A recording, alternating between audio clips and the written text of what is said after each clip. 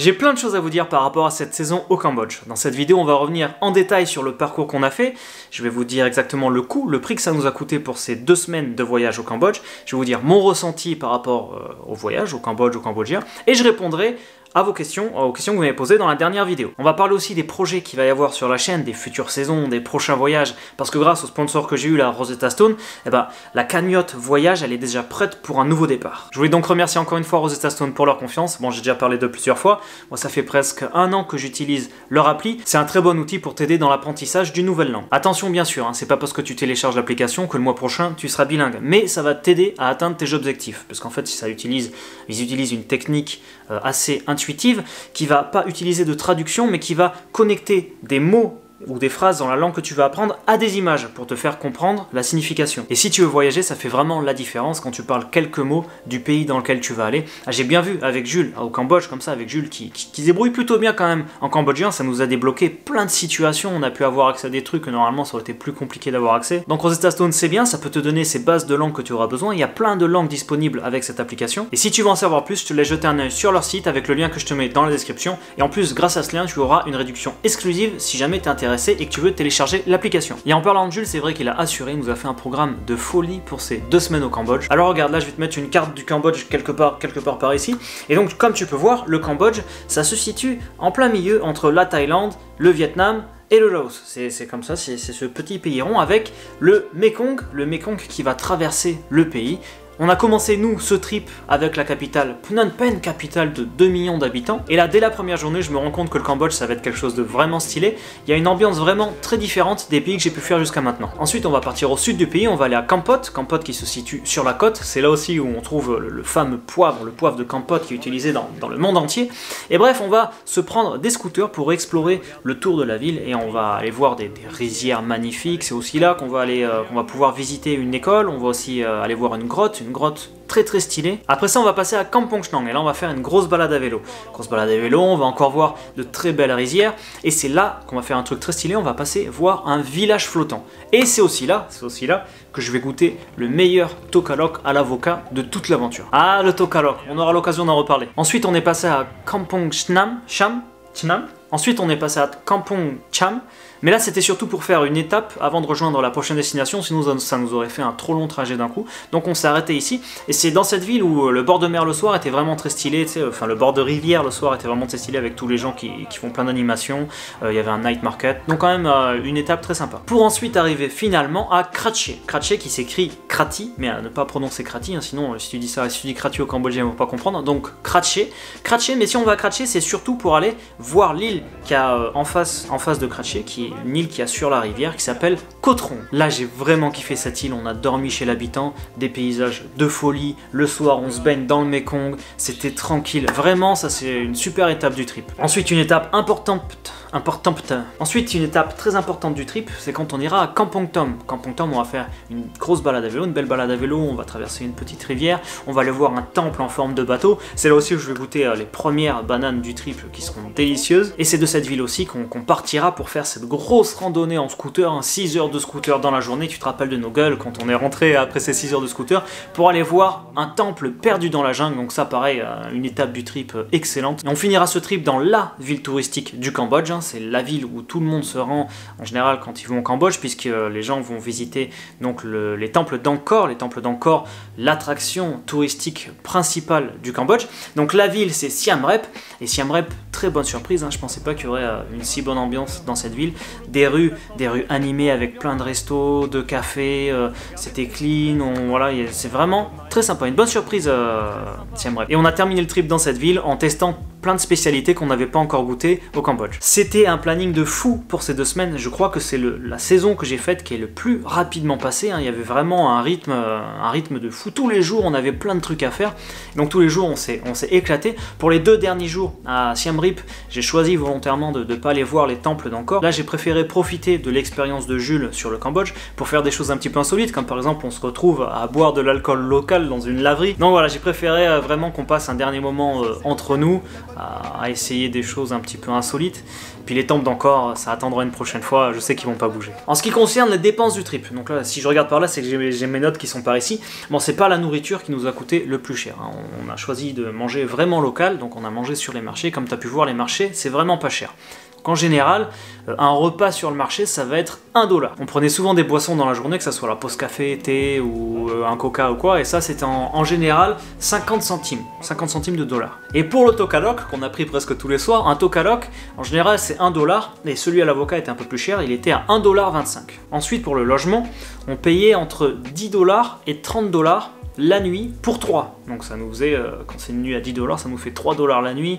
Voilà, donc ça pareil pour se loger, c'était pas cher. Comme tu as vu, nos logements étaient plutôt pas mal en plus. Le truc qui nous a coûté le plus cher, c'était les taxis.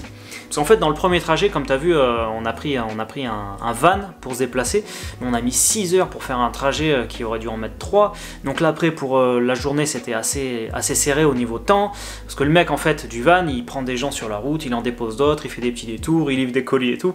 Donc on a voulu optimiser le temps pour pouvoir faire plus de choses dans les journées et que, voilà, que ça ne nous mange pas trop de trucs. Donc on a pris des taxis à chaque fois après pour se déplacer. Et puis au final, comme on était 3 à prendre le taxi, ça ne nous revenait pas beaucoup plus cher que de prendre un bus. Par exemple, un bus, c'était un ticket. Je me rappelle, à un moment, on devait prendre un bus, c'était 10 $ le ticket.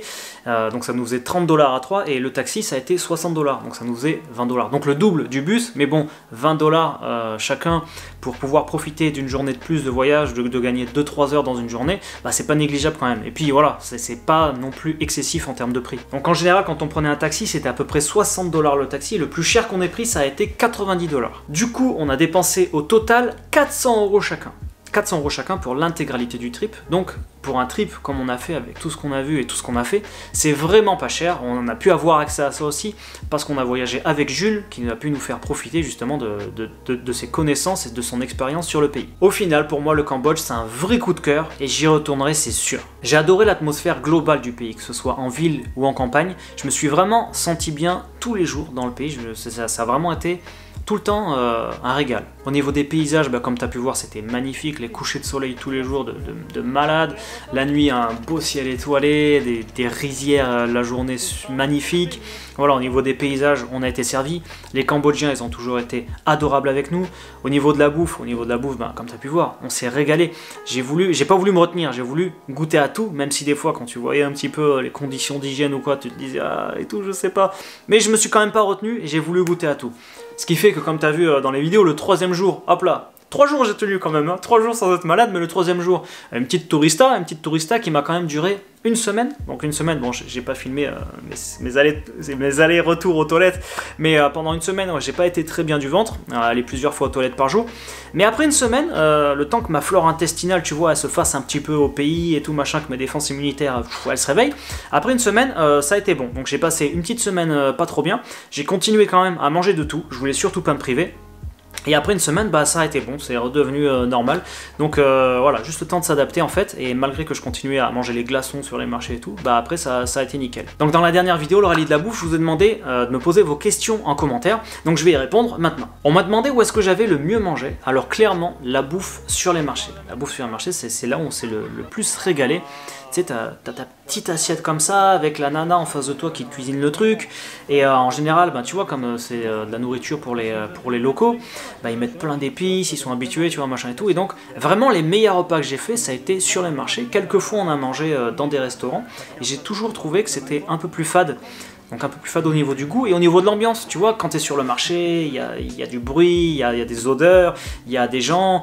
Quand tu manges dans un resto, bah, t'as le mec qui t'amène ton assiette, il s'en va, puis tu manges tout seul ton truc. Donc tu vois, ça manque de saveur. Donc ouais, clairement, aller au Cambodge et pas se faire un repas sur le marché, ça serait vraiment passer à côté de quelque chose. Il y a Damien qui me demande la particularité des Cambodgiens et du Cambodge que j'ai préféré par rapport aux autres pays du sud-est asiatique.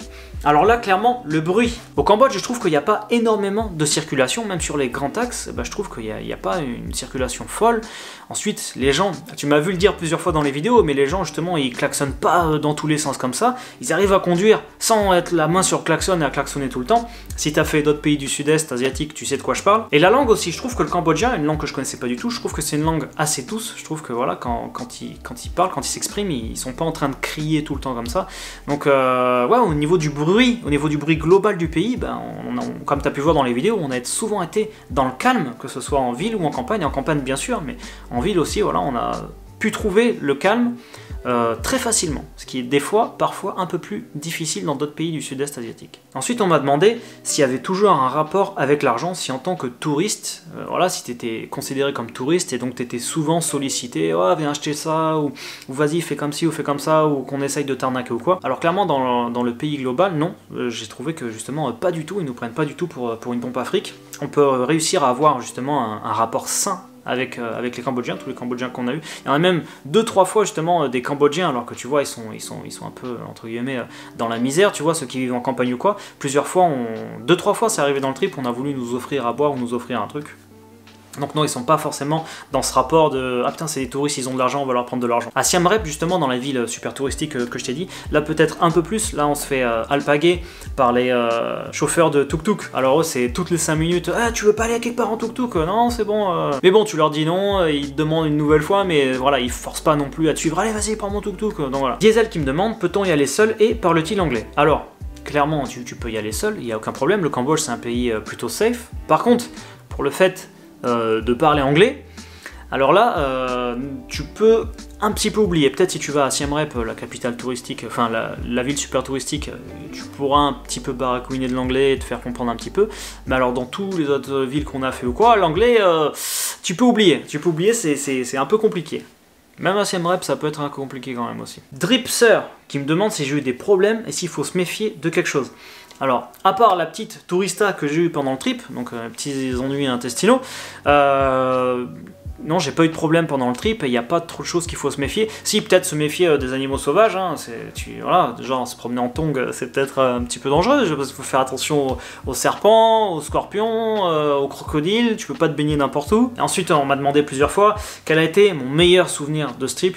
Mais bon, franchement, comme je t'ai expliqué, hein, chaque journée, il y avait un truc de ouf. Donc que ce soit les paysages de rizière, quand on s'est baigné dans le Mekong, c'était excellent. Le temple perdu dans la campagne, c'était fou. Le village de pêcheurs. Donc il y a vraiment eu tous les jours un truc de dingue dans cette saison. Donc je pourrais pas te dire celui-là. Non, il y en a vraiment eu plein au même niveau, tu vois, plein de trucs super bien au même niveau. En tout cas, moi je kiffe toujours autant faire les saisons. Pour moi, faire les saisons, c'est l'âme de ma chaîne un petit peu, et je m'arrêterai pas de faire des saisons et de vous amener découvrir de nouveaux endroits, et des endroits insolites et des endroits qu'on pense pas forcément aller ou quoi, pour donner une vision plus globale et découvrir des pays sur lesquels on penserait pas. Et non, ouais, franchement, les saisons sur ma chaîne, voilà, j'adore faire ça, j'ai vraiment kiffé. Jules, lui, continue son trip jusqu'à début avril, donc pour 5 mois encore de voyage, il va passer par pas mal d'endroits. Je crois qu'il fait le Vietnam, la Birmanie, la Thaïlande, enfin voilà, il va faire des trucs en plus, plein de pays sympas. Si tu veux le suivre sur sa chaîne pour continuer à voyager. Moi, comme je t'ai dit, grâce au sponsor que j'ai eu, ben, je suis prêt à repartir là, donc je suis déjà en train de réfléchir à la prochaine saison que je vais faire. Donc il y aura, je sais pas encore où, mais il va y avoir une prochaine saison dans pas trop longtemps. On va pas trop l'attendre, la prochaine saison, donc ça c'est super. Et merci également aux tipeurs qui sont toujours d'une grande aide, hein, pour pouvoir se projeter dans l'avenir et construire tous ces projets. Donc aujourd'hui, je vais remercier Black Lion, Stargate, merci Stargate, John, Félix, Zolued et Max Prune. Merci à tous pour votre soutien. Si jamais vous avez des questions auxquelles j'ai pas répondu dans cette vidéo, vous pouvez les mettre en commentaire. Et moi, ce que je vais faire, c'est que je vais répondre à toutes les questions qu'il y aura dans les commentaires de cette vidéo. Attention, j'ai une annonce. La semaine prochaine, j'ai une grosse vidéo qui sort sur la chaîne. Ça fait un moment que je travaillais dessus. C'est une vidéo que j'avais tournée quand je suis allé au Japon en septembre dernier. J'en ai pas trop parlé, mais la semaine prochaine, elle sort. Ça sera une grosse vidéo, donc je compte sur vous pour être présent pour cette vidéo. Voilà, maintenant je suis de retour en Corée, donc voilà, je vais sortir aussi du contenu sur la Corée du Sud. Si t'es pas encore abonné à la chaîne, c'est le moment de t'abonner. Il y a aussi le truc là de la cloche que tout le monde parle, là. Tu peux activer une cloche et comme ça, quand je sors une vidéo, tu reçois une petite notification. La petite cloche, je sais pas comment c'est foutu. Je te dis à très vite pour la suite des aventures, et va y en avoir, et hasta la vista! Le plus important, c'est pas la qualité de l'alcool qu'on boit, ou c'est pas l'endroit dans lequel on le boit. Le plus important, c'est les personnes avec qui tu le partages. Exactement, Lolo, t'as très bien parlé.